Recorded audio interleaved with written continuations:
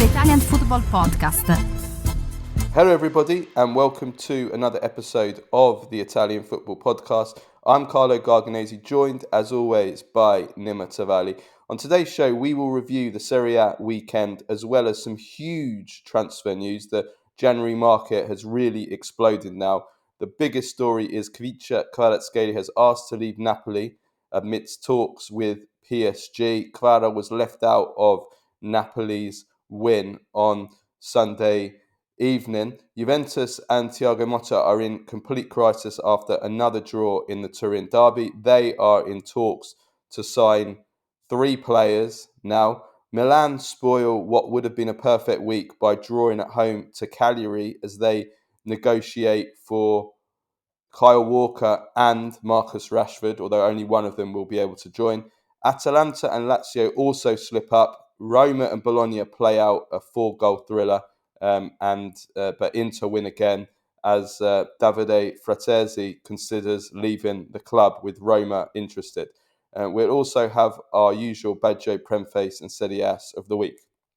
For all our first-time listeners, this is our free weekly episode that we do every Monday, reviewing all of the weekend's Serie A action and all the biggest talking points in Italian football. If you want to support the Italian Football Podcast and receive all of our content that we do throughout the week, including a weekly Q&A episode every Tuesday where we answer all of the questions from our patrons, plus the weekly Thursday midweek review show, plus interviews, post-match reaction, and much, much more, then go to patreon.com/TIFP and become a subscriber for just $2.99 a month plus VAT. You can also sign up to be a paid subscriber on Spotify. We'll provide the link in the description, same price and terms. And for all of you that do listen on Spotify, Apple and iTunes podcasts, we'd really appreciate if you give us a 5-star rating, give us a follow and a like. We're on YouTube as well. It all really helps us to grow and do more quality content for you guys. You can also now become a patron on YouTube via YouTube memberships. Go to our YouTube channel on youtube.com/@itafootpod for more details. And that's the same as being a Patreon. Through our Patreon page, you can just be a patron via YouTube and consume via YouTube instead if you prefer consuming on that platform. Okay, let's get into today's show. So, only one place to start in the transfer market. Khvicha Kvaratskhelia, the bombshell which Antonio Conte revealed at the weekend. He announced ahead of their weekend game against their Sunday game against Verona that Kvaratskhelia had asked to leave the club. He was subsequently left out of the team for that Verona game. PSG are in talks to sign him, and we're looking at probably 70 million euros, 80 million euros for Kvara. Conte confirmed that he was very disappointed, said he'd worked extremely hard for these first 6 months of the season, that he'd actually asked to leave in the summer, but they'd kind of convinced him to stay, but now he has asked to leave again. My first reaction to this, as in why it has come to this, what has gone wrong for Kvaratskhelia to leave. For me, there's one huge reason that stands out from all the others, and it's all Napoli's fault. It's all Aurelio De Laurentiis' fault. It's the club's fault for not giving him that new contract. It's actually ridiculous now that we're sitting here at the start of 2025, a player that joined in the summer of 2023 and 2022, and he's still on the same salary and same contract that he was when he joined the club, despite him being arguably the best player or one of the 2 best players in the league, along with Victor Osimhen, when Napoli won that historic Scudetto in his first season in the club. 1.5 million euros a year, one of the lowest in the Napoli squad. It's absolutely insulting. It's disgraceful the way he's been treated by Napoli, that he's still on the same contract. And also, if you look at the timeline of his contract negotiations, Napoli refused to even open talks with him for a whole year until last year, until 2024. They refused to even open talks with him. So, it was too late already by then when they opened the contract negotiations. He should have been on a huge salary hike, new contract as soon as they won that Scudetto, as reward for bringing him that Scudetto. So it all started then. It's been handled terribly.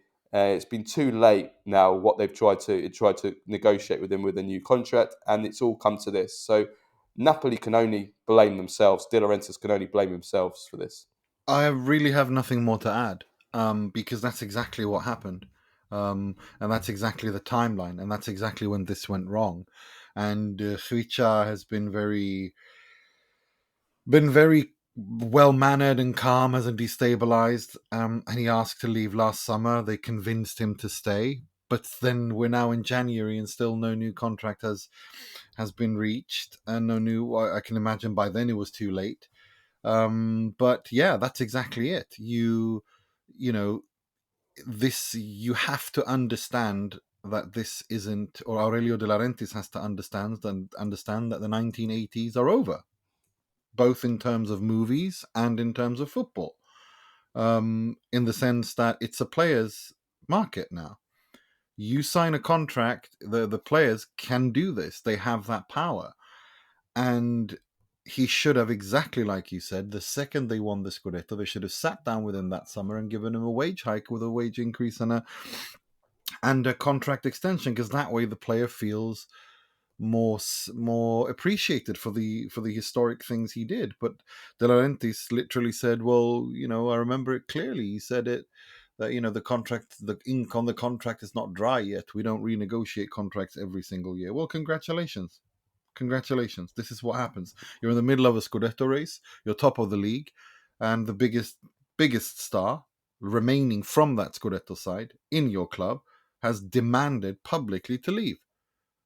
Well done. Yeah. Congratulations. No, it's all Napoli's fault. He's the 19th highest paid player in the Napoli squad. I mean, it's it's absurd. embarrassing. It's absolutely absurd, and it's like you can laugh and blah blah blah, and he's funny and this and that, but this is pure sheer incompetence. And this is again incompetence, just like with Osimhen when he created that mess and it ended the way it did. And now he everything he did after the Scudetto that summer, when he didn't appoint a proper sporting director, he missed out on Thiago Motta, he all the things he did. It's not even a modern these football are the problem. examples that this is again or that meme, the effects of your actions coming back to haunt you. And it's on him. It is entirely on him. It was too late to do it already in the summer when he was asking to leave. They should have probably sold him in the summer, if I'm perfectly honest. But now he stayed for 6 months. And I got to be honest with you, if we look at it from the actual other side, I don't think this harms Napoli. Well, I want to come to that in a second. Just staying on kind of like the blame game. I don't even think it's a modern football problem. This is just a matter of respect. Like, it doesn't matter what era you're in, if it's 1970, 1990, or 2025.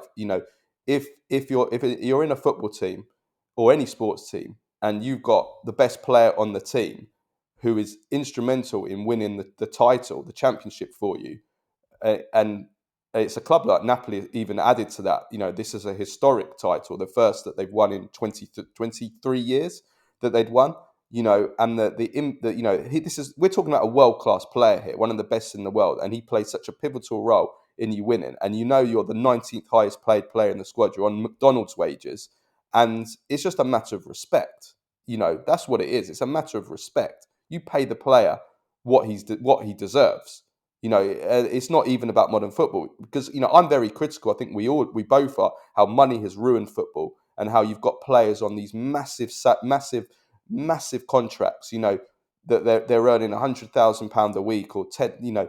And then they still want more. They want more. Greedy, just complete greed. And you think, well, what is the difference between earning, say, 10 million a year and earning 12 million a year? And they just want more. Now that is pure greed. Now that, if Kvaratskhelia was on, 10 million a year and he won the Scudetto and he wanted 15 million a year, then that, I would have been on De Laurentiis' side. But we're talking about a player that is on €1.5 million a year is the 19th highest paid player in his own squad, and that is relatively, that is McDonald's wages in football.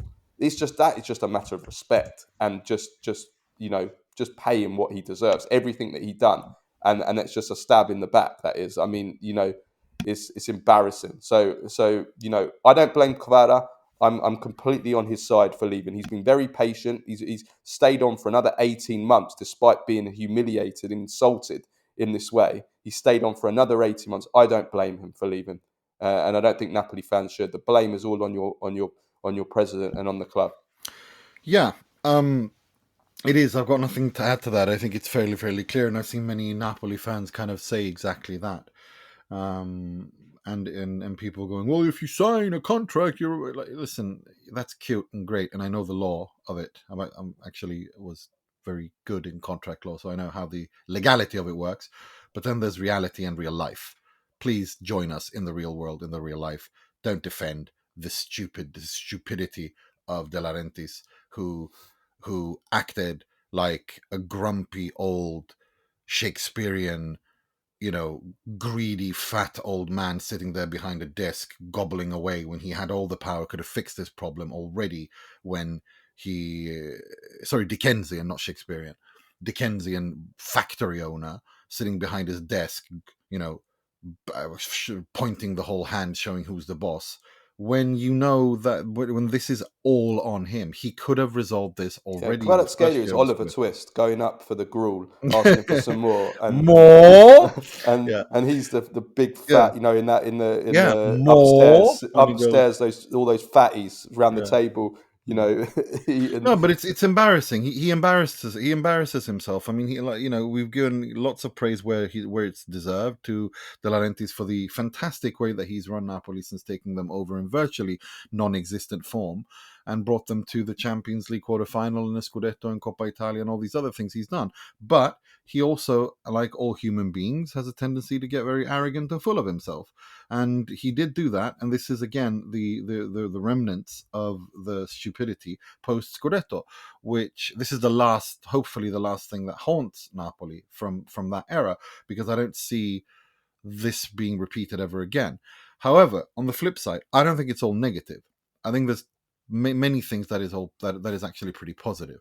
Number one, barring Lobotka and Anguissa, the main big players from that Scudetto era, because most of them, other than those two who are left, had a more peripheral role. Di Lorenzo as well, Di Lorenzo, fair, but I'm going to get to that. I mean, in the sense of how important they are, Di Lorenzo, Lobotka, and Anguissa, yes, but now they're all gone. You're really rebuilding now. Osimhen's gone. Kvara will soon be gone. Kim is gone. You can really kind of freshen it out. It's over now. That is now in the pantheon of Napoli legend. Now you need to move on, and you have no choice but to move on. And you really do have the right, perfect coach to move on in Antonio Conte. You really do have the perfect sporting project to move on, because if there's anything Conte does, he's not sentimental. He doesn't wait around. He moves on. He wants to win. It's the next win. Immediately when he wins one trophy, he's looking to the next one. Like, that's just the kind of character he is. And secondly, I don't think, it was a big question mark going into this season how Kvara would do in Antonio Conte's system. And barring becoming player of the month, I think it was in September, he's not been very good. He's not excelled. He's not delivering what Napoli need. And then on the other hand, you have Neres, who looks completely on fire. And you want to bring in someone to work in that system with 70 million. You can play with 60, 70 million, however much they get. You can play with that. You can actually do something with that. And I know we're going to get to who they should buy, but I mean, there's been talks of Chiesa, there's been talks of Garnacho. Personally, in my opinion, I think both Kulusevski's agent and Conte should be moving heaven and earth for them to be working together again. I mean, Kulusevski in a Conte system at Napoli like this would be unbelievable. And I'm sorry, but Spurs is a mid-table club. They won't win any trophies again. And if he wants to wither away in Can't even beat a mediocrity, then non-league go team. right ahead. They couldn't What? even beat. They couldn't even beat a non-league team like Yeah, yesterday no, over but 90 I'm minutes. sorry, but it's like you can tell you Spurs have a big fan base. Part-timers play. They're a part-time team. They Yeah, played yesterday. but They look, played against. Spurs have a huge fan base. They have important history. They have a fantastic stadium. They played against one guy that got injured standing on a nail at Yeah, work. yeah. No, I saw that. No. I mean, it's like all of those things are true, but Spurs are not a big club. They're not a Yeah. title-winning Well, club. They're not a Kulusevski. Champions-winning club, and I think Kulusevski would be ideal. We saw what Conte can do to Kulusevski when they played together. It's the only season, barring his Parma 6 months, that he has looked like a top-class player. It was under Antonio I Conte. know it won't. Kulusevski won't happen. He's too expensive, and he plays on the right, whereas they need a left winger. But I mean, I think that.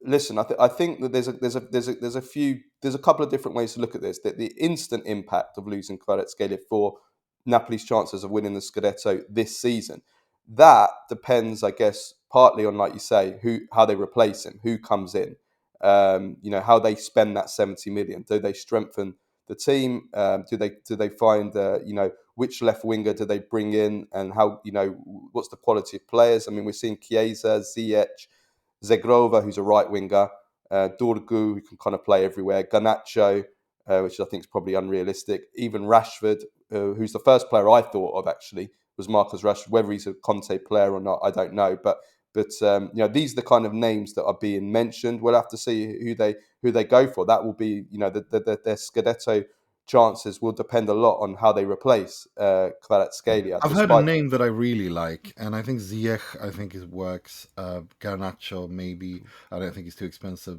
Ziyech is a Kulusevski, I right like winger his though, style. so Yeah, and also he's past his best now. yeah, I wouldn't. Chiesa would be a huge gamble. Zagrova's fantastic, but he's a right winger. yeah. So Yeah. I don't know. But I We'll have mean, to see. We'll have to see. But I think that the longer term is where I'm worried about Napoli. That's where I slightly disagree with you because that Scudetto winning team. If you look at the age of the Napoli team, this season, okay, that's fine. Conte will get everything out of them that he can. But this is quite an old Napoli team. And really, the three players who were of an age that could be around for a long time in this Napoli team they've were all those three left. players you mentioned. They've all left. Kim, Osimhen, and Kvaratskhelia. And by the end of this season, by the summer, all three will be gone. Kvara probably is going to leave now, and Osimhen's going to leave for certain in the summer. So all three are gone. Those that are remaining are pretty old players. I mean, if you go through, I mean, Di Lorenzo is going to be 32 this summer. Rachmani's 31. Lobotka's already 30. And Guisa, I think, is turning 30 this year, if I'm not mistaken, or he's 29. We're talking about, the Lukaku, he's going to be 32. Politano's in his 30s. We're talking about an old team. The core of the team is old. There's a few sprinklings of younger players that have come in, like Buongiorno. McTominay's still of a decent age. I think he's 28 now. But generally, it's an aging team. So this team next year and the year after, and we know Conte generally doesn't stay at clubs for longer than 2 to 3 years. That is the concern. But again, let's see how they spend the 70 million. Do they bring in younger players? My concern is kind of like what Napoli are going to be like, because they've gone all in with Conte. Obviously, they've bought in, De Laurentiis has bought into the Conte project, and that means buying ready-made players rather than buying developing players. I get that. That's already going to be the case. So I think this was already a concern. But when you lose Kvaratskhelia, it kind of hammers it home how, Yeah, yeah, it becomes so you've got rid of all pertinent. your players that can give you something sustainable over a longer period, and you're just basically all in on older players. So my worry with Napoli is, where are they going to be in 2 years? What is their team going to be? Because most of this team will be past it in I 2 think years' time. I think that's pretty much what we said when Conte joined as well. That he's an instant impact coach, And this is what happens when you think you're smarter than everybody else and you want to play the long game and penny pinch. You end up having to pay more just to make amends. And that's exactly what's happening now with De Laurentiis. He tried to be smarter than everyone else and be arrogant and say stupid shit like, "Oh, I don't." When Thiago Motta asked him about who the sporting director is, he said, "What sporting director? I'm here." If you're going to be that kind of a guy, then congratulations, you played yourself. Here are the unfortunate consequences of your actions. Enjoy. Have some humble pie. Have some nice little custard on it. Enjoy it. Bon appetit. So that's what he's doing. This is all it is. But we all know that the Conte project is now is maximum going to be 2-3 years. We all know that. I think that was pretty much like everyone knows this. But so they don't have they can't have they don't have the luxury to think that far ahead right now. What he has to do is to just bite the bullet, try to get as much out of Kvara, try to get as young and decent enough replacement for Kvara in that system, and and try to keep Conte happy, which is easier said than done, because Conte is his football is kicking into gear, and I think we're going to talk about not just the Hellas game but moving on as well. Yeah, just a quick note on the Hellas game. I thought that considering like the cloud that was over this game with Kvara, I thought Napoli were really fantastic. Obviously playing against a poor team, but really really good. I thought the standout players were Neres, who ran riot down the left wing, and he's been like if he can continue playing like this for the rest of the season, then Kvara certainly won't be as missed as much as he should be. Lukaku, I thought, was really good with his link up, playing the wall. Like Napoli were going direct into him, and then players were kind of playing off his ball back, and that worked really well throughout the game. And then, of course, Anguissa, who is on incredible form the last month or so. He's indomitable. He's Scudetto Anguissa in the last month, and he's got a great goal. I thought Lobotka was excellent as well. Napoli were excellent. First game in 8 days. So when a Conte team hasn't played for 8 days, these are the performances you get. But the big question now is, what comes next? Atalanta away, Juventus home, Roma away. Inter have very, very easy fixtures within these next 3 games. The next 3 games could make or break Napoli Scudetto. So I think after those 3 games, we can kind of have a better idea of where Napoli are, because then we'll know how they've got on in these games, and we'll know how they've spent the Kvara money as well. So this month is big for Napoli. Yeah, put it that way. no, it is. It's very decisive. I mean, like we said before, and there's one aspect. It's February is always when the Scudetto is decided, really, because that's when you put the run together and cement whether or not you're going to win. But the thing about Napoli with Antonio Conte is, one thing that people have been saying throughout up until this point, and they've been correct, and I do agree with them. They've been critical of Conte and Napoli, is that this, winning 1-0, playing this poorly is not sustainable. And that's true. It isn't sustainable. But one thing that I kept saying throughout this entire period, and I think is manifesting itself now, is that Conte's teams in attack really kick into gear from January, February onwards. And that's exactly what we're seeing now. They played wonderful attacking football in the first half. Lukaku is no longer the Lukaku he was at Inter under Conte, but his hold-up game and link-up game is second to none. It's absolutely fantastic. Neres is just a beast. He's really coming into his own. He's turning into this kind of, you can tell when a player is really enjoying life and understanding what Antonio Conte wants him to do in a system. The midfield is what I think is the most interesting thing. You got Lobotka, who is reborn, and you got Anguissa, who's the best midfielder, and they kind of alternate with McTominay in some sort of a double pivot where McTominay is the tip of that pivot, is the top of the tridente, but with Lobotka and Anguissa kind of in a double pivot, where Anguissa kind of pushes off and Lobotka pushes down, and they create these patterns, these calcio verticale patterns, the 3 of them, by being very, very fluid. Lobotka, he's getting the absolute most out of Lobotka, Anguissa, and McTominay. They're so good in midfield. They know how to positionally dominate teams by their movement, and just it's a system, and they know exactly how to do it. Di Lorenzo, I mean, if you look at the build-up for the first goal, it was absolutely exquisite, his movement. Again, Conte system.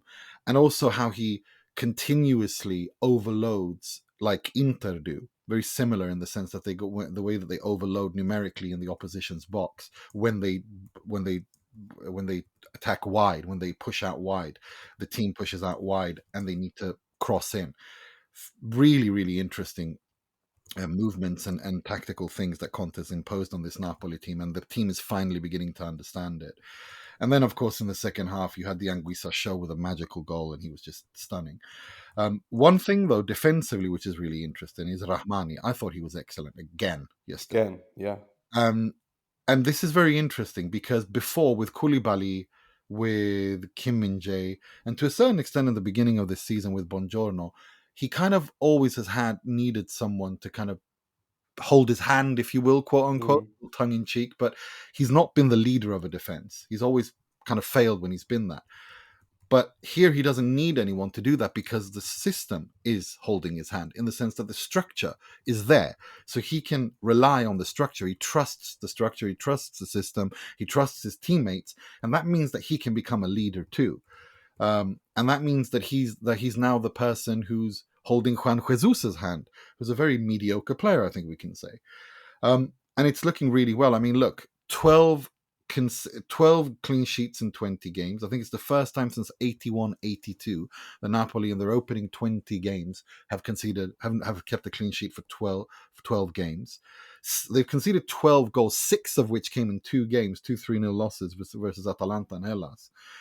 And I look at, the 1 game a week factor, which I spoke about when I had them, when we in the beginning of our preview, the Serie A preview, said this is when it starts to matter. All the other teams in the top have Champions League, Serie A, and Coppa Italia. Napoli only have Serie A.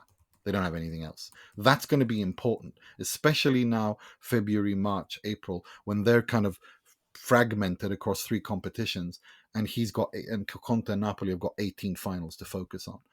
So this is going to be a fascinating Scudetto race. You have the winners of the last 2 seasons facing off. You have the coach of former Inter coach who left Inter in dramatic fashion after leading them to their first Scudetto in over a decade, coming back to Napoli that was a mess, fixed that. You have an Inter who have dominated domestically, have been arguably the best team, only have 1 Scudetto to show for it, which they're going to be upset about and want to push on. They have their own problems, which we're going to get to when we talk about Inter. You have Conte, who's a Juve icon, Juve mentality, coming to Napoli. He's from the south. There's so many storylines. I think this is going to be one of the most fascinating Scudetto races that we've seen, and I feel that it's going to be between Inter and Napoli to the end. I'm not saying that Napoli are going to win it. If you ask me who I think will win it, I would say that my feeling, more than analysis, my gut feeling tells me that Napoli, and I don't want to get ahead of anything, but my gut feeling tells me that Napoli are in a better position in terms of fixtures and fatigue. And of course, Conte having been in this position before to win it, but I don't think it's going to be by much. I think Inter having to concentrate on 3 different tournaments will cost them, as we're seeing right now. That's my gut feeling, but we'll have to wait and see. We'll see. I think this month will be, as I said before, I think this month Yeah. at the end of this month, it'll be a lot clearer. Yeah. Because Inter could have pulled away by then. We'll see. I mean, Inter win again, comfortable win at Venezia, as you would expect, and probably a better win than maybe they would given credit for, because of the quite a few injuries going into the game, but also nervy, because I mean Venezia hit the post at the end. Could have ended up getting a draw, but yeah, I think still like a good afternoon for Inter, in the sense that they gained on Atalanta, who risk now falling away. I think with Atalanta's fixtures coming up, so they can go +4 on Atalanta if they win the game in hand, and with Inter having a good run of fixtures, excuse me, Bologna, Empoli, Lecce coming up, and Atalanta having Juventus and Napoli potentially Atalanta could, Inter could knock Atalanta out of the title race almost in the coming weeks and make it that 2-horse race that you just mentioned. So yeah, from the match itself, I mean, yeah, There's not too also much there's to also say. this aspect that game in hand thing that Inter have got. Look, Napoli have that in the bank already. Inter have been in this situation before when they lost the Scudetto to Bologna, so they are kind of traumatized, quote unquote, from this situation with that Fiorentina game to be played, which could prove to be very decisive whenever that is scheduled to play, which we'll know in a couple of weeks' time. But regardless, if we just focus on this Venezia Inter game, it was a game where Inter rotated because they had to. They're decimated by injuries, and they played fairly well in the first half. It's an Inter that can't afford to spend too much energy because they have so many games coming up. They literally play every 3 days now until the end of February. So it was a little bit too close for comfort. They created enough to score more than once, but they didn't. And it got really nervy, not just because they hit the post, but Poyampalo towards the end, I thought that ball was going in. I mean, when he hits that on the half volley, I was 100% sure that was going to go in. And it was too close for comfort, but they do win, and they do write history. They win their 6th consecutive Serie A game away from home with a clean sheet. And that's pretty important, because I mean, if it, and not just that it's important, it's an interesting one. If you look at both Napoli and Inter away from home, Inter have played 9 games, 7 wins, 2 draws. They've played 9 games at home, 6 wins, 2 draws, 1 loss. So they're actually doing better away from home than they are at home. They have 5 goals conceded away, 10 at home. Napoli are the best team of the Serie A right now at home. 8 wins, 2 losses, 15 goals scored, 6 conceded. They have away, they've got 7 wins, 2 draws, 1 loss, 17 goals scored, 6 conceded. So Napoli are fairly even. Inter, there is this disparity between home and away still, although I must be said, they do have 2 home games coming up, so that will change. But it's just an interesting little stat that I noticed, that Inter this season, it kind of also feeds the feeling I've had all season that Inter away from home look better. They play better football. They look more relaxed than they do when they are at home. Why that is, I don't know. Could it be perhaps that Inter are beginning to struggle when they have the pressure on at home to control games and are more susceptible to counterattacks and so on? I don't know. It's too soon to say, but it is an interesting point. More importantly, just before we get to Frattesi, I think Lautaro showed when he plays on instinct, he is unbelievable. When he doesn't think too much, that little lovely turn for the first goal, the way he takes the ball down, that's just instinct. When he does that, he's fantastic. It's when he overthinks, when he thinks too much, that he overworks situations and he loses himself. But I have to say, the last week, despite Inter, the Supercoppa loss and all of that, he's looked better. It's looked much, much better. As for Taremi, his finishing really annoyed me against Venezia. It was bad. It was poor. It was really, really poor. His overall game and link up is always good, and it was good in this game, but his finishing was atrocious, and that is in this game it was awful, and that's something that he needs to, because Inter, he needs to address this. He needs to focus, and he needs to be more clinical, because Inter need him. Inter need everyone they can get right now in this tough string of fixtures. So, and just a point on Venezia before we go to Frattesi. There's 2 players there that really impressed me. Filip Stankovic continues to be impressive. He continues to be a fantastic shot stopper. And with all due respect to Venezia, if I may look at this from an Inter angle, I hope they go down so that Inter can get Stankovic back, because and control his destiny, because he's a shot stopper with an Inter heart, having grown up at Inter, a youth player, and he's a Stankovic. I think that would be good for Inter's identity to have someone like that in the dressing room, even if it's not as a starting role. But and also, of course, this Nicolussi Caviglia is looking more and more interesting at Venezia. Yeah, let's talk about Frattesi though, Nima. So let's try and wrap this up. I mean, from my point of view, I know both Roma and Inter have kind of put cold water on the chances of this happening, and I think that's right. I mean, I think from financial point of view, this just isn't a realistic transfer. Roma just don't have the money to spend what Inter will fairly ask for him, which is above 40 million euros. So I just don't see this happening. Whether or not you know Frattesi is outright asked to leave Inter, we don't know. But I would imagine that he's unhappy with his situation at Inter. Of course he is. I mean, that being sub against Venezia is probably the final nail in the coffin for him. Çalhanoğlu and Mkhitaryan are both out, and he still can't get in the team. I think that's proven what I've said since day one, that I don't think he can play with Barella in a three-man midfield, and I think Inzaghi obviously agrees with that. Otherwise, he would have played. I think that's clear now. I've always thought that since day one. I've never thought that they I can disagree with coexist. that. I think they can play together, but they can't play together in this system in Inzaghi. I think they can play. They've played together in the national team, and they've done so fairly well.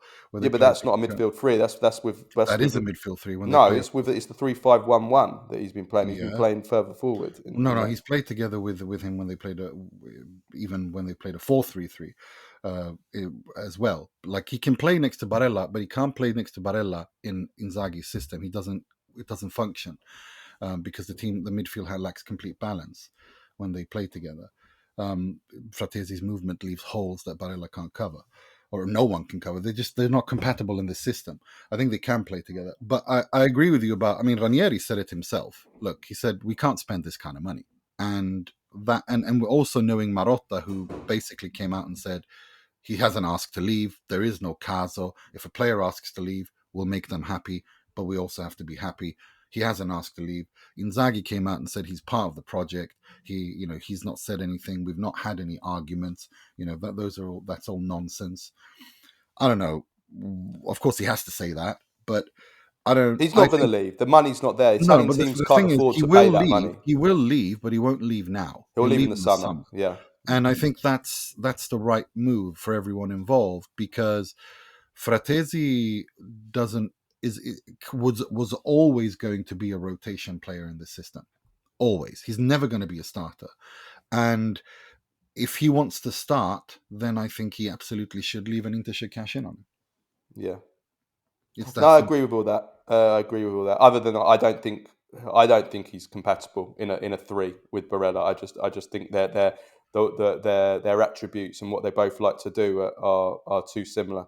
And you can't play both and get the best out of both, and that harms either one or the other, and then eventually harms the team. And which is something I think we've discussed before in the past. Their Mm. strengths are kind of overlap with one another, and one of them has to rein in on their game in order for them to coexist, and then it just doesn't really work. And but yeah, I don't see him going. I think Napoli are the only other team realistically. But why would you go to Napoli? You're not going to get into that midfield three. That midfield three is working so well at Napoli.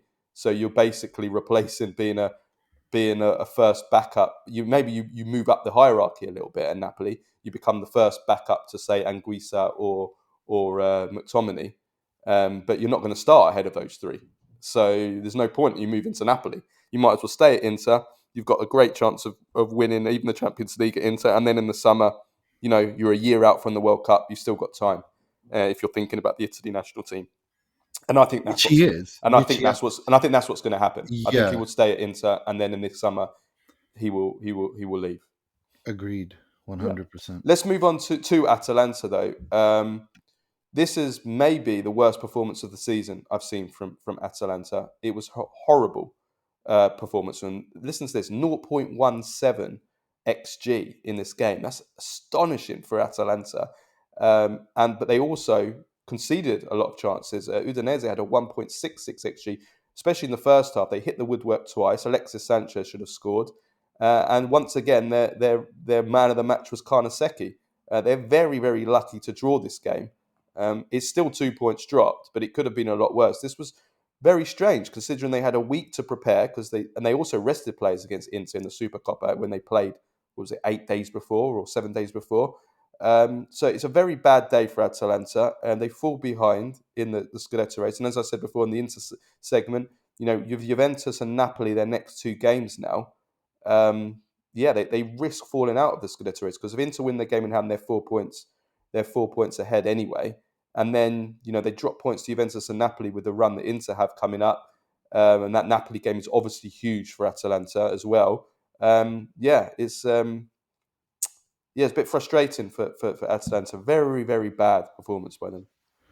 No, it was a bad performance by them, especially in attack, and it was a really bad performance in attack by Udinese. I will go to my grave wondering how Alexis Sanchez didn't score, how he hit the post or he hit the bar. I don't understand how it's humanly possible to miss a chance like that. Yes, Kvaratskhelia is probably the best goalkeeper this season in the Serie A. If we're perfectly honest, at the moment he's on fire. I mean, in terms of reaction saves goes, he probably is.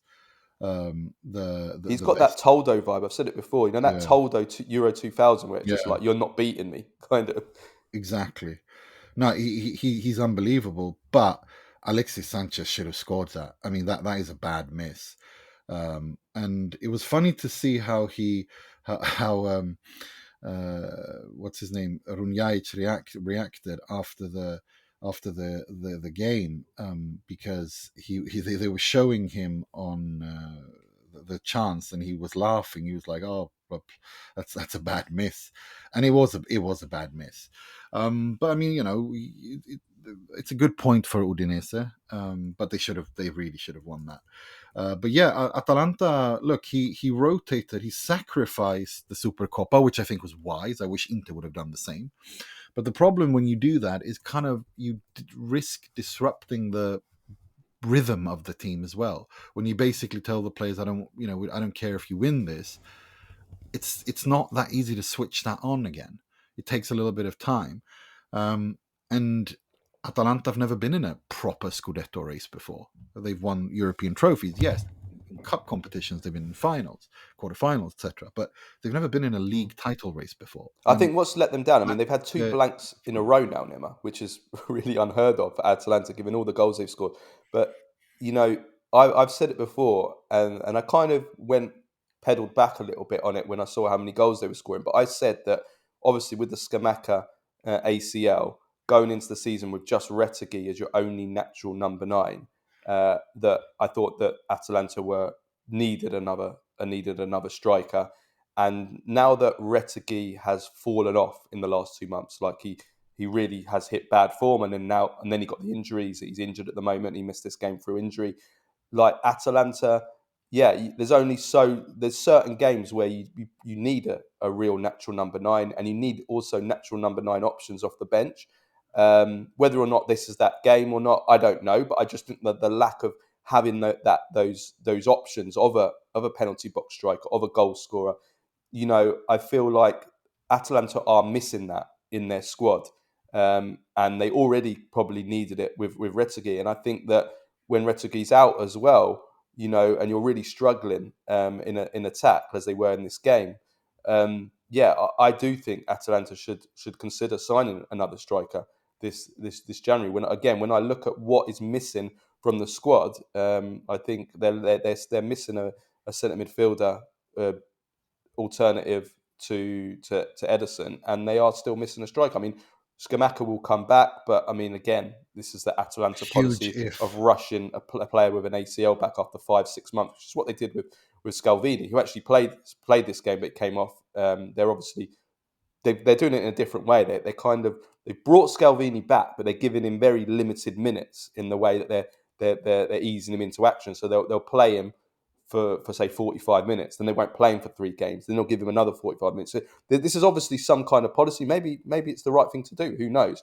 Rather than they're not playing him game in, game out, like say Roma did with Zaniolo when he came back, which was totally the wrong thing to do, and contributed to his next ACL. But so Scamacca will be back, but I don't think they're going to use him enough. So I don't know.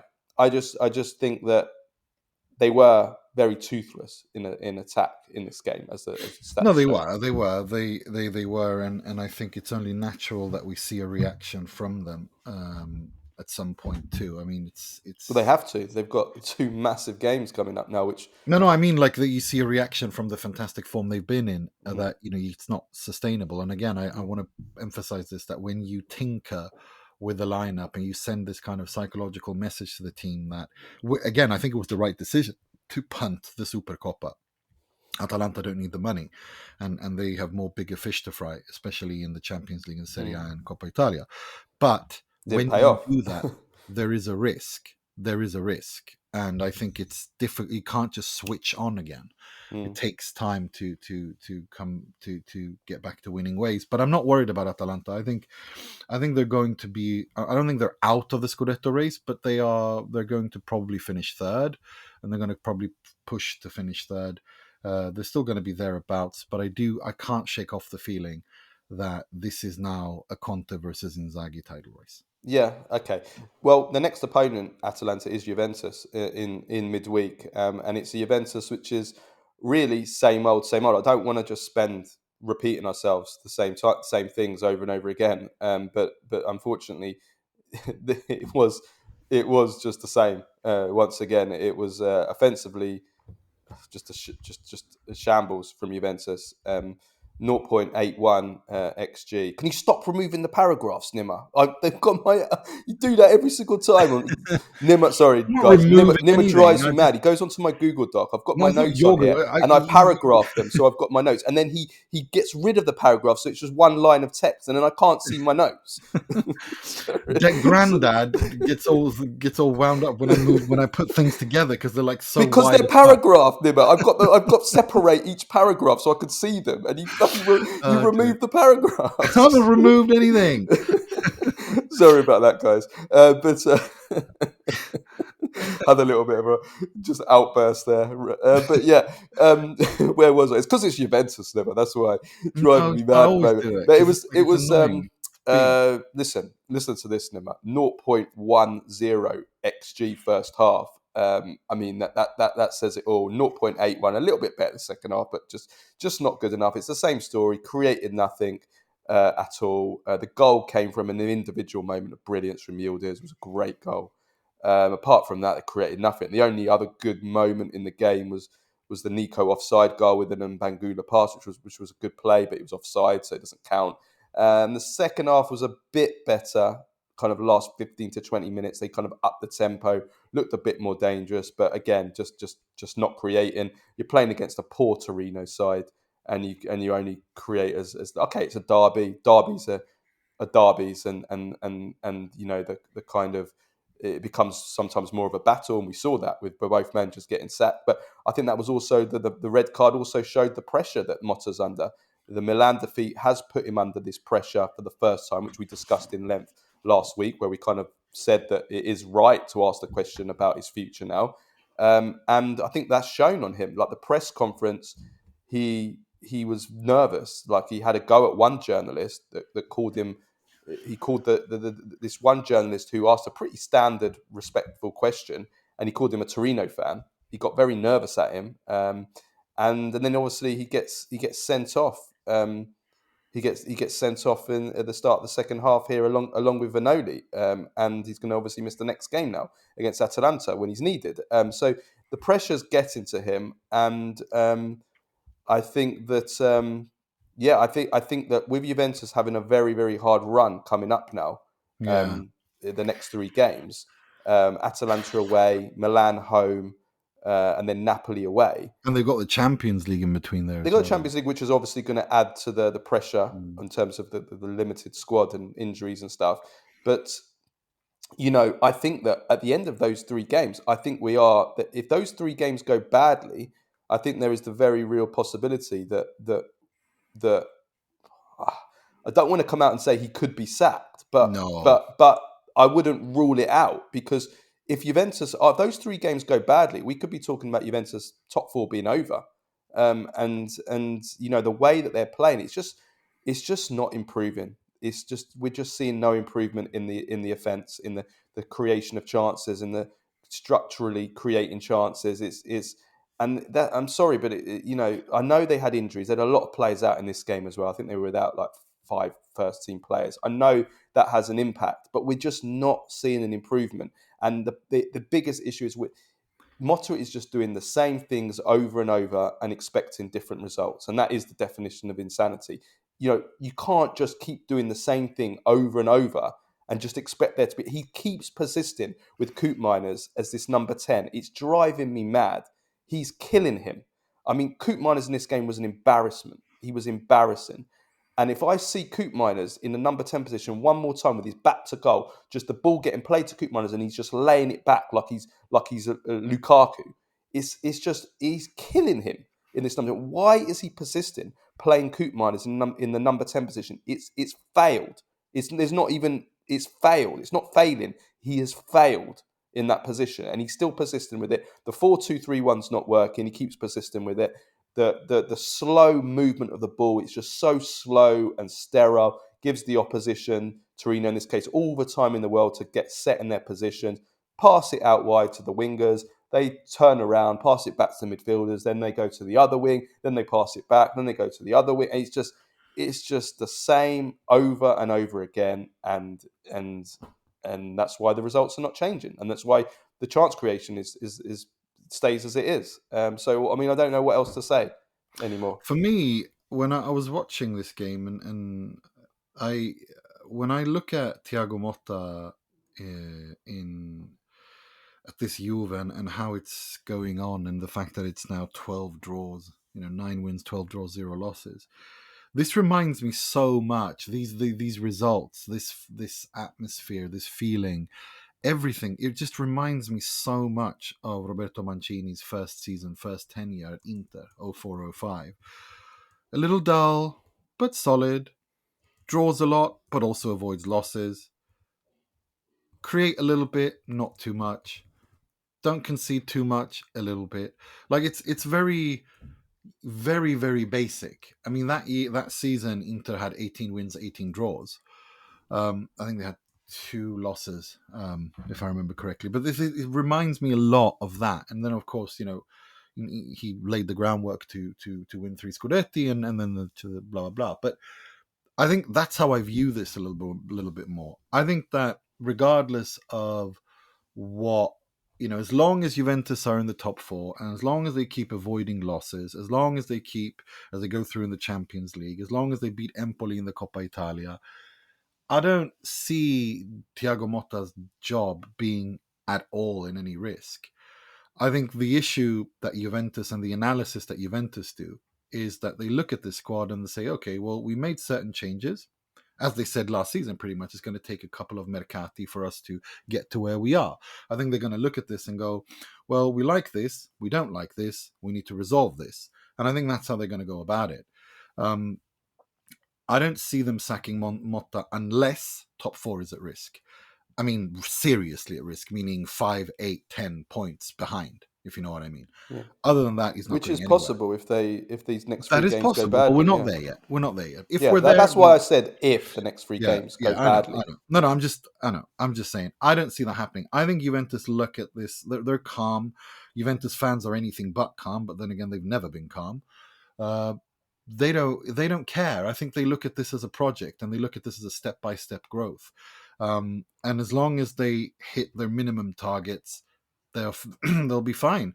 And it wouldn't surprise me, to be honest, if Juventus went on and retained their Coppa Italia trophy this season and just continued this thing of, okay, let's win Coppa Italia, let's win silverware to kind of... Well, Coppa Italia will be no good if they don't get in the top 4. So it's all on the top 4. I don't think it's one or the other. I'm talking about overall.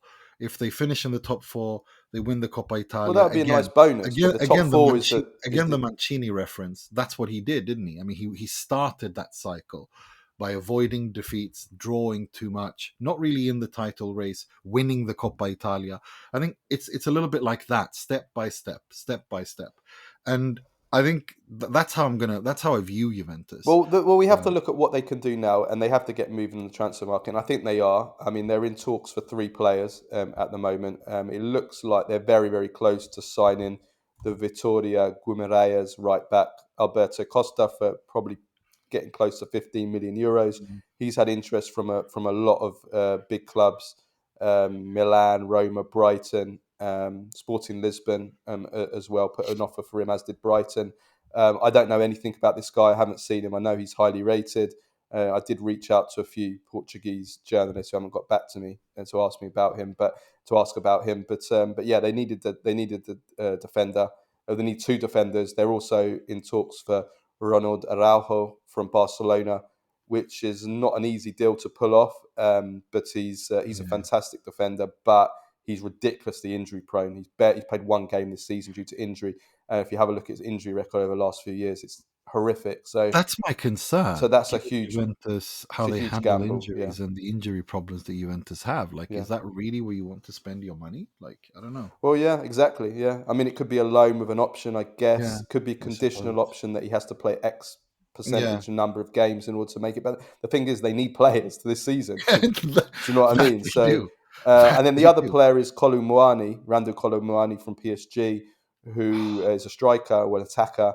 And the latest reports coming out this morning in Italy are that they've agreed a loan with the club, with PSG. So we'll see that deal is getting closer as well. He's a player who I really loved at Frankfurt when I seen him, but it hasn't worked out for him at PSG. And whether or not how good he is to play in that kind of number 9 role, which is what Juventus want, but he is also kind of adaptable and he can play in kind of like the wider roles as well. So yeah, I mean, we'll see. We'll see how he does. If they get the Frankfurt Moani, that'll be pretty good. But yeah, that rules out Xerxes, I would say. So they are working on transfers. They need players in. Also because, I mean, the bench is a problem. I mean, for 3 months now, and this is where I do have sympathy with Motta, for 3 months now, Juventus have had no one to bring on to change games. I mean, they've gone through large stretches with 2 outfield players on the bench, but they've gone through the entire first half of the season without a striker on the bench, another attacker striker to bring on for Vlahovic when he is fit. Obviously, Vlahovic wasn't fit in this game. So you have no one basically to bring on to change the games when you're drawing like these matches. And then when you add the injuries to it, Giuntoli's kind of failings, I mean, that's a huge problem. And that has been a Giuntoli issue, constructing, and it's also been down to injuries as well. But it's difficult for Motta when you've got no one to bring on. Substitutes are very important in modern football for Absolutely. changing games. But And not just that, especially to manage fatigue and energy rotation, levels. Yeah, I mean it's fundamental. These 5 subs rule is just fundamental. One thing that I do think is positive though, and that is Yildiz, Mbangula, Savona. This notion of the next gen project delivering, feeding players that actually function and do have a role to play in Juventus's first team. Mbangula has been such a pleasant surprise. I really like him. I think he's such an interesting player. Yildiz is, I mean, if you don't love Yildiz, if you don't love Arda Güler, you don't love football. I mean, it's that simple. It just puts a smile on my face watching them play.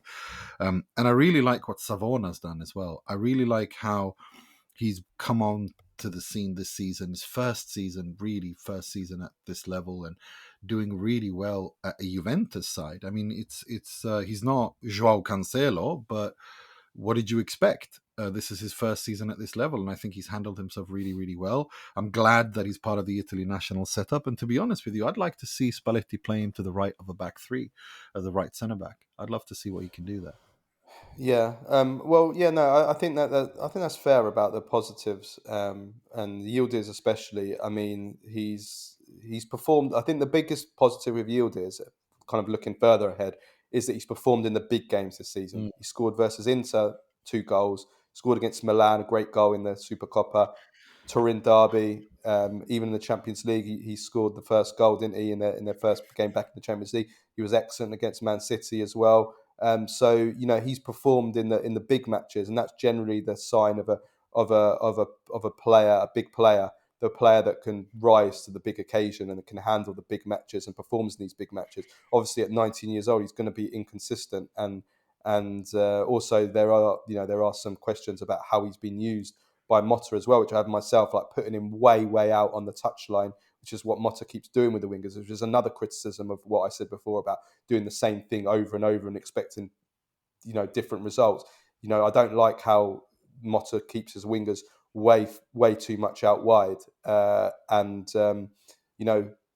Yildiz hasn't been helped, I don't think, in that respect. He's not been close enough to goal to score more goals and create more. But when it's the big matches, he's performed and also shown himself to be quite adaptable tactically. Like, he can play on the left wing. He's played number 10, and also these last two matches, he's played on the right wing, and he scored in both of those games as well. So he's shown himself to be very he can play multiple positions and systems, which is very much needed in modern football. So yeah, he was really the only kind of like big positive from this game. As for Torino, I do want to give a shout out to Vlasic. I thought that was a brilliant goal. You can't criticise Juventus for that goal. I mean, the XG on that, I don't know what it would have been, but it's probably like 0.02. I mean, Juventus could have closed him down better, but there's like 4 players in front of him, and he's found the tiny gap, the only gap possible to score that goal, and it's a brilliant goal from Vlasic. It's a fantastic, world-class goal in my opinion. Brilliant. And so yeah, sometimes you just have to take your hat off. That was a great goal. I thought Richie was excellent as well. He was the best midfielder on the pitch. He was great. Yeah. So that's my praise for Torino. Talking of Richie, because Milan are the club are ahead in the race for Richie this summer. They spoil what would have been a perfect week, winning the Super Cup, beating Juventus and Inter. Great start for Conceição as manager. Then they draw at home to Cagliari, which is very, very frustrating for them. Having said that, though, and I know Conceição was very critical at the end of the game, which I like, by the way, because he's a winner. He's got a winning mentality. He doesn't like not winning. This is one of those games where if you play this game 100 times, Milan win this game 99 times out of 100. I mean, the chances that they created in the second half. First half, they weren't great, but second half, they created chance after chance after chance. I mean, Abraham's missed 2 sitters. Pulisic has missed 2 sitters. They've had 24 shots to 6, 11 shots on target, 9 corners to 1. They've had an XG of well over 2, 0.3 XG for Cagliari. Cagliari created nothing, and they've scored for a massive blunder from Maignan. It's just one of those games. Sometimes it just if they keep playing like this, Milan, and creating this much, they're gonna do well under Conceição. So I wouldn't panic and just think, oh, here we go again. It was just, they just didn't put their chances away. No, they didn't, and it's not the I don't panic is too dramatic, but there are things that show just the level, the magnitude of work that Conceição has in front of him to make this work. I think the equalizer, or Mike Maignan, is such a good example. He pulls off in the first half one of the most amazing saves that is now typical of him. It's a world-class save from Felici. I mean, it's absolutely fantastic. And then he follows it up with an atrocious howler. And it's a howler that ends a move where Inter Milan melt defensively. Fofana, Calabria, all of them are just all over the place. They are it just goes to show the sheer level of work that Conceição has ahead of him in order to get this Milan into a cohesive unit and a team in both phases. They seem a bit confused, Milan, right now, which is understandable when you've had 3 different coaches in less than 12 months. But it is a lot of work ahead of him. I think winning the Supercoppa gave them the kind of mental boost, but mental boost and energy can only take you that far. You also need the hard work and the structure and the tactical discipline and all of those things. I think there's lots of things to be positive about for Milan, but there's lots of work to do as well.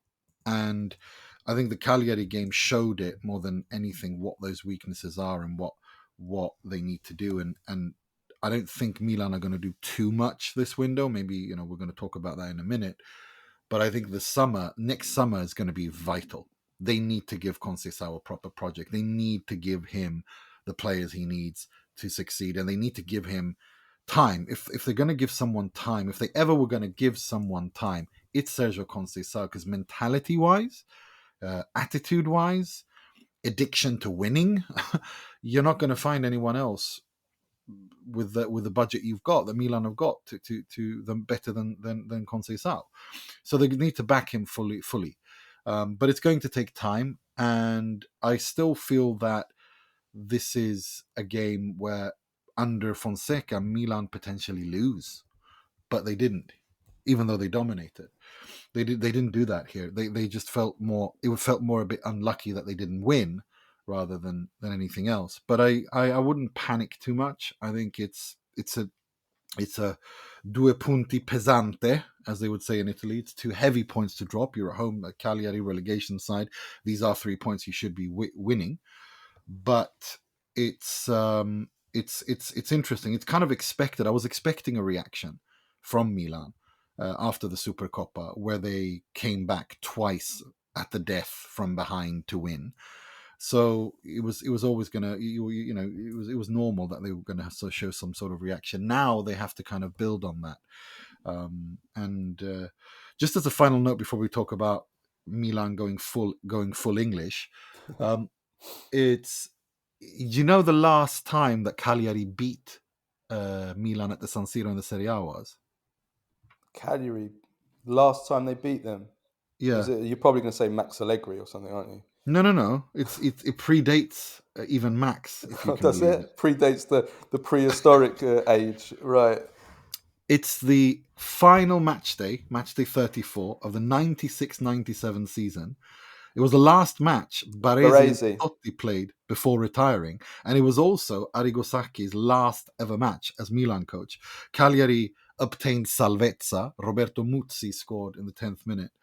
And that was the season that Milan finished. That game was played in like June or something, wasn't it? It was like really It was late. Yeah. And Milan finished 11th in the Serie A that season. But it was the last Baresi and Tassotti game, which is interesting because when Maldini played his last game, they also lost to Roma. So it's interesting. Well, that is interesting. Yeah, and that just to finish off, the other thing that I've noticed, they paraded the Super Cup before the game, Teo and Calabria. And I know you've mentioned this before, but I don't like it when teams parade their trophies, because they never end up winning the matches. Have you noticed that? Whenever a team parades a trophy that they've just won before a game, they never win that game. They usually lose. It happens all the time. It happens with Italy after every title that Italy ever win, every trophy Italy ever win, like after the 2006 World Cup, after the Euros, they always end up slipping up. It happens all the time. No, it does. But for me, what I want to say about that, of course, you should be happy, and you can't gatekeep people winning trophies.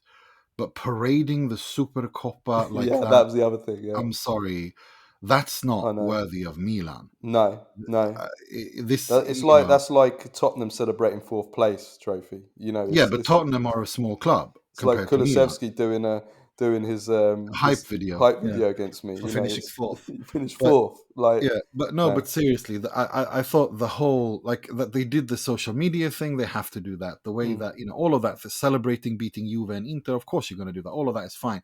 But this parade of that, I thought it was a bit. It wasn't a massive parade, to be fair to them. It's not, but it's still. I agree with you. It's as a winner with a winning mentality, a winning attitude. Let me put it to you this way: Milan would never have done this under Berlusconi. No. Like this.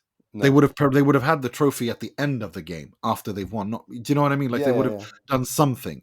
But this was, I don't know. I thought it was strange. I agree. You got to have higher standards than that. We have to talk about Milan going full English. So Milan have already got Ruben Loftus-Cheek, Fikayo Tomori, Tammy Abraham in their squads, and now they have been in talks to sign Marcus Rashford, which we know about already, and now Kyle Walker. Now we should add that Milan can actually only sign one of them. They can only sign one Englishman in the window. They can only register one Englishman in any transfer window, I believe, but certainly in this one, due to England's not in the EU anymore, due to Brexit. So, so Brexit means Brexit. So they can only sign one, but that doesn't mean they shouldn't, talk with both of them. I mean, according to sections of the English media, they're in advanced talks for Kyle Walker. Kyle Walker, Manchester City legend, asked to leave City. That was confirmed by Pep Guardiola at the weekend. Just as Conte was revealing that Kvara had asked to leave, Pep was revealing that Kyle Walker had asked to leave. He wants to move abroad. He's going to move abroad. Milan are in the lead for that. So we'll see how that pans out. If that doesn't happen, then there is the Rashford. Rashford, they've been holding talks with him for a good fortnight now. Zlatan has been part of that. A lot will depend on kind of like the salary, how much United will contribute, because he's on a huge salary, the loan fee, what happens after that. Noah Okafor is joining Leipzig probably today, Monday. So a left winger has to come in. So there is a space for him there. So I mean, listen, we'll see how these talks go. Which one of them, if either of them, are going to come. My view of it is Rashford doesn't make sense for me because they've got Rafael Leao as their left winger.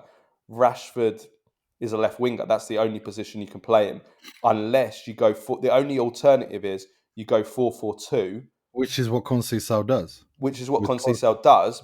But can you play Rafael Leao as a left midfielder in a 4-4-2? Is he the right type of player for that? I don't think he is. I don't think you can play Leao. He's not disciplined enough. He won't defensively. He can try to. He can be willing to, but I don't think he fits into that. He needs to be in a 4-2-3-1 or 4-3-3 as a left winger. I don't see it working. So I don't really see. I don't see, how that works. And Rashford certainly isn't going to come and join as a backup or a rotation player.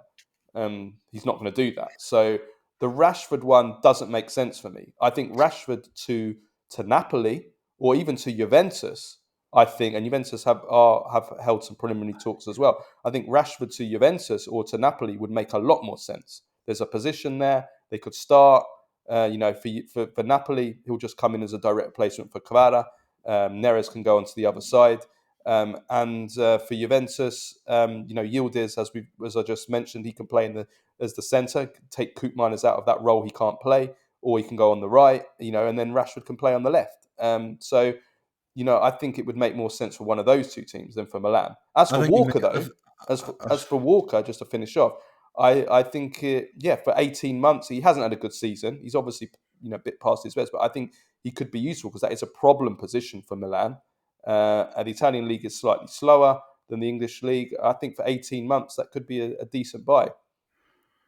I think Rashford it makes sense for all three of those that you mentioned, because I think the Conceição wants to move. This kind of ties in with my previous point about giving Conceição what he needs to work. They need to back him, and if he needs Marcus Rashford to play his football, then they should bring in Marcus Rashford for him to play his football.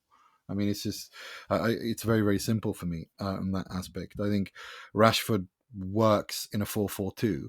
What then happens with Leao? Can you play him as a wide midfielder in a 4-4-2? Well, that remains to be seen. Do you play Leao and Rashford in a 4-4-1-1 if you want?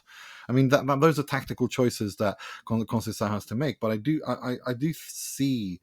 I don't think it's illogical for them to want Marcus Rashford, especially with Okafor leaving the club due to constantly being injured and so on. So yeah, no, and of course Morata there. No, I think it makes sense actually. I think it does make sense. They're going to move away from playing one way into another. So I'd say all three of them him going to all three makes sense. More so for me at Milan and Napoli than perhaps Juventus, I'd say. But of course, we'll have to wait and see. But it's an interesting one. Of course, Milan being founded by a Nottingham butcher, Herbert Kilpin, and now returning to their roots by going full English. Full English. Is really, really interesting. Kyle Walker, look, I'm not his biggest There's more fan. English players than Italian players. Yeah. There's no Italian players. They were founded by a Nottingham butcher. Yeah. So, it is really going back to their roots. Kyle Walker, I've never been a big fan of. I think tactically he's brain dead. He's quick, he's reactive, but tactically it's like another Calabria, just better going forward. I'm not his biggest fan. No, I he's think terrible going forward. That's his biggest. Terrible going forward, Kyle Walker. That's his. Well, he's better than going Calabria, forward. which says everything. I mean, again, it's like, I don't know, man. I'm not Kyle Walker's biggest fan. I think he can maybe be serviceable for a while. He's had a bad season, but I don't know. I think he's had a bad season. But I mean, for 18 months, I don't know. He's got the experience. He's brilliant one-on-one. He never gets done one-on-one. But we'll see. We'll see what happens. We're way over, so we'll have to go very quickly through Lazio and Bologna games. So Lazio draw with Como. Lazio were poor, very poor, dominated early stages. Until Paz got injured, Paz could have had a hat trick early on. Then Lazio managed to get ahead. Guendouzi with a miss of the season. Yes, Guendouzi with a terrible miss, and then the Chawana red really kind of cost them, and Como came back and got the deserved win. The only deserved draw. Sorry, the only thing I would say is that like what I said after the Roma game is Lazio need to keep their heads because while Juventus and Milan slipping up again, and if Lazio keep their heads, they've got a real chance in the top four. But they didn't keep their heads in the Roma game at the end. Got players suspended like Castellanos. And now they don't keep their heads here. Chawana with a brain dead moment to get himself sent off when you're already on a yellow. And they're already missing Castellanos, Akanji, Gila, because they were all suspended. And then Pedro, Vecino, Patrick injured. So they're already sort of like, you've got to keep your heads and you've got to win these games. So, kind of the indiscipline cost them this game, both dating back to the end of the Roma game and within this game as a whole. And one positive aspect though was Boulaye Dia. I thought it was a positive thing for them to get him going, and Tavares coming on. It felt good. Like it was, they will be a little bit, like you said, they have to keep their heads and they have to maintain calm and serenity, which is difficult in Rome after you lose a derby. Like it's not easy. It's a very special place, but they have everything to play for. I thought they were, they if they had been a little bit more cynical and clinical, they would have probably won this game.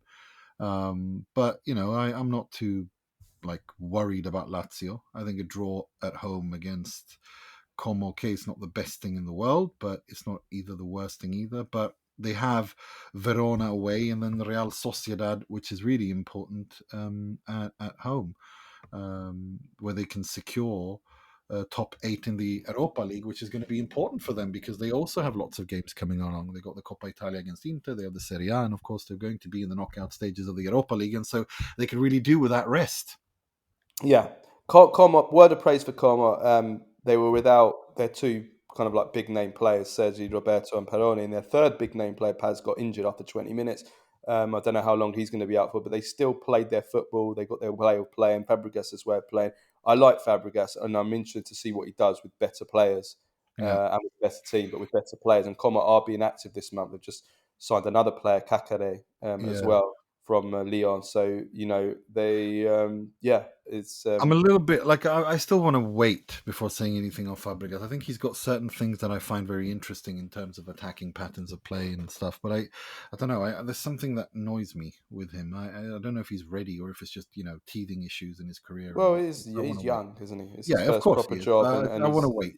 Como don't have a good team. Let's be honest. Like on paper, a decent team. On paper, they're probably a relegation team. On paper, I don't know. I think there are worse teams than them on paper, but I think he's doing an all right job. I think they have an interesting team, but I don't know. I just want to wait before saying anything. Roma, Bologna, that was a Roma. crazy game. Bologna Roma was a fantastic game. 2-2, 90. Well, great second half. All the goals in the second half. 98th minute Dovbyk penalty. Bologna guilty of conceding a late goal again, but Roma also showing good spirit again. With coming back and showing that kind of like what Ranieri has instilled in them, despite Roma not having a perfect game. Roma took the lead and then they kind of conceded two really bad goals in quick succession to throw it away, but they still managed to come back and get a draw. So it was an entertaining game. It was a result that really, in the end, kind of not really useful for either team, but for the neutral, it was a good game. Yeah, it was, and I have to say, I'm not a big fan of that referee Abisso, but he actually got the most decisions spot on. They were both penalties. It was a very difficult game to manage because it was very fiery in the second half. And I have to say one thing about Gianluca Mancini. Sometimes he drives me insane with when your teammate is about to take a penalty and you're arguing with the referee despite having won that penalty, forcing your teammate to stand there for an extra 2-3 minutes contemplating. It's just, what is wrong with you? Like, did you see that? Yeah. Dovbyk is standing there for 3 minutes because Mancini's arguing over a penalty that Roma have already won. I mean, it's just, Jesus Christ on a cracker. It's just, have some, use your head sometimes. Control yourself. It's just, I mean, if he would have missed that, I mean... Yeah, just making it more difficult, isn't he? Yeah, it's just, that was just so annoying to watch. But other than that, it was nice to see Ferguson back and returning to something that resembles the form that he had before the injury. It was a fun game to watch, and Sellermaker's playing 1-1 with himself, scores was a howler. But he scores and then he loses the ball for the equalizer. Yeah. So no, it was an entertaining game for the neutrals. Yeah, it was. Roma continue to avoid losing. Great. Yeah, absolutely. Rest of the weekend Serie A fixtures: Empoli 1, Lecce 3, Genoa 1, Parma 0, and we're recording this before Monza against Fiorentina on Monday. And then also this midweek, there is the matches that were missed due to the Supercoppa in Saudi Arabia. So we've got on Tuesday Como, Milan, and then a big game, Atalanta Juventus, huge match for both teams. And then Wednesday we have Inter versus Bologna. Just one note on Lecce. Kristovic scores a brace. The second goal in particular was stunning, but my God, he should have had 4. Like he even for the first goal, like that Lecce scored, he should be burying that. But at least he gets back to scoring. Lecce win. As for Genoa, look, Patrick Vieira is doing a decent job there. Frendrup scores the winner. They continue to not concede. And if I'm looking at Parma, I'm thinking, is the Pecchia party at Parma coming to an end? Because they need to watch out. Otherwise, they could seriously be in a relegation. No, they were unlucky with the goal. The goal was one of the biggest fluke goals I've ever seen. But yeah, Pecchia. Yeah. He's not doing enough for me with the squad he's got. I think they have a lot of good players in that squad, and I don't think he's doing well enough. Okay, let's finish off with Baggio, Premface and Serie Ass of the week. So Baggio, I've got one, which is not from the Serie A, but it's a former Serie A player, Joshua Zirkzee, sending Saliba to the hot dog stand twice in the same move. Oh, did you see this? Towards the end of the game, where he I'm not sure if he nutmegged him twice or only nutmegged him once, because it's really difficult to see, but the way he did it, it was absolutely magnificent. Small spaces is just so beautiful to watch. It was beautiful. It was the kind of play that we kind of fell in love with last season, and he had a positive performance off the bench. Scored the winning penalty in the shootout for Man United against Arsenal in the FA Cup to knock Arsenal out. Arsenal somehow went out of that game with an XG of like 3.5 or something, and Man United was like 0.3. I've got 2 Baggios. Lautaro's 3. Lautaro's first touch, absolutely exquisite for the goal. Kristovic second goal, stunning. Go watch that. Just go watch Lecce. Is generally the advice. And then Finally, we got one from our patron, which I thought was a beautiful story. Joe Fischetti is a Napoli fan. He said, I've got a Baggio of the week for you. I'm not sure if you guys have heard about this, but a young Napoli fan named Daniele passed away last weekend after a long battle with his illness. I'm not sure if it was cancer or something else. Just know that he was ill for a long while. He'd become a bit of a mascot for the team. You might have seen Anguissa dedicating his goals against Genoa and Udinese to Daniele. It seems Anguissa was especially close to the family. Yesterday, the team wore black armbands in memory of Daniele, and after the match, Daniele's mother and two other family members, I think his brother and nonno, joined the players on the pitch to celebrate with the fans. Numerous players gave warm embraces to Daniele's mother. Very fitting as well that Anguissa scored a goal and earned the man of the match honours. I thought that was beautiful. Yeah, that's a great one. Great shout. Let's do Premface of the week. You've got this one, Nima. Take it away. Matt Letizia. I've only just saw this. I don't know when this was from, but he just embarrassed Jamie Carragher. Apparently, there's a video on Twitter someone shared. I don't know when he said this or what clip, where this clip is from, but it is so funny. Basically, Matt Letizia is talking about Jamie Carragher phoning him up on the street, like he's walking there with his wife, and Jamie Carragher calls up and is yelling and shouting abuse at him for Letizia making a comment about when Jamie Carragher spat at a child from his car, which he did. And the way Letizia talks about it is so funny, and the way that Carragher just can't, threatening him, saying, "I'm going to embarrass you on social media every time you tweet. I'm all over that," and stuff. It is so funny. It's pure comedy. I don't know when he said this or when this. I'm just watching it now as you speak, and it's absolutely hilarious. It's one of the funniest things I've ever seen, and it's such a Carragher thing to do. And I think that Letizia says it best at the end when he's like, "Listen, mate, you need to own up to your actions. You did this, and whether you like to be reminded of it or not, you still, in a moment of madness, decided to spit in the face of a girl, towards a girl, and you're just going to have to own in front of her dad." Yeah, in front of her. That's just on you, not on anyone else. And that's just how it is, and you can't blame everyone else for that. And I think he's right. Oh god, I love Letizia. What a player as well.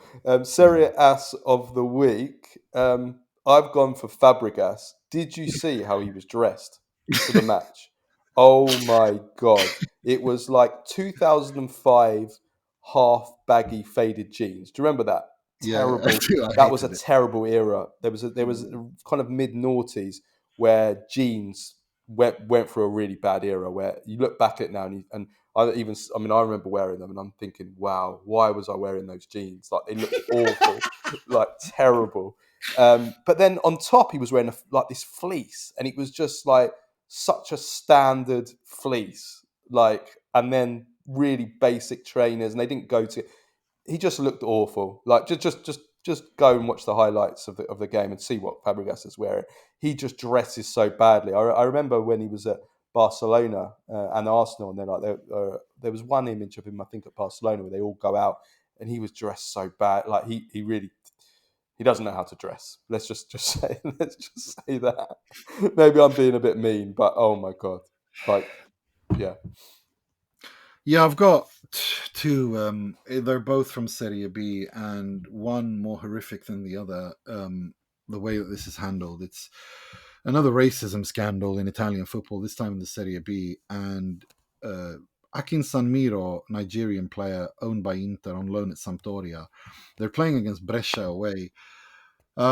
He receives racist abuse from the Brescia Curva. Sampdoria score, and then he reacts. And then when they score, he reacts in a way that is genuinely heartbreaking to watch, because you can just tell how that racist abuse really got to him.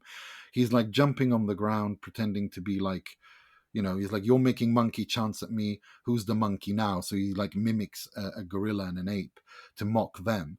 But the whole situation is so sad, because then the referee books him because he's inciting the crowd. And then afterwards, he was probably the best player on the pitch before that. Afterwards, he's completely mentally destabilized, almost gets himself sent off by rash challenges. Semplici takes him off and is hugging him as he takes him. I mean, it's soul crushing to watch. The whole thing is just so soul crushing to watch, and the game wasn't stopped. They didn't follow their own protocol in that sense. They didn't stop the game, and they didn't.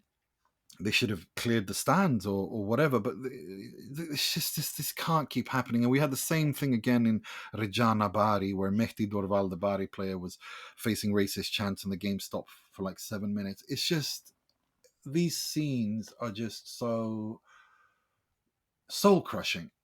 And my heart goes out to Akin Samiro so much, because he's only turned 20 in November. He shouldn't have to deal with this bullshit.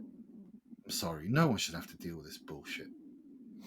Yeah, it's sad, but unfortunately it keeps happening, doesn't it? So what else can you do? It was just such. It was genuinely just like, it really, like, when you watch it, you just want to die. Like, it's so. Ugh. To a Like, young kid as well. So I mean, yeah. Horrible scenes. Horrible, yeah. Okay, let's leave it at that, guys. We'll be back in the week with the Q&A and also definitely at least one more episode later in the week as well. So watch out for that. But until then, till next time, ciao, ciao.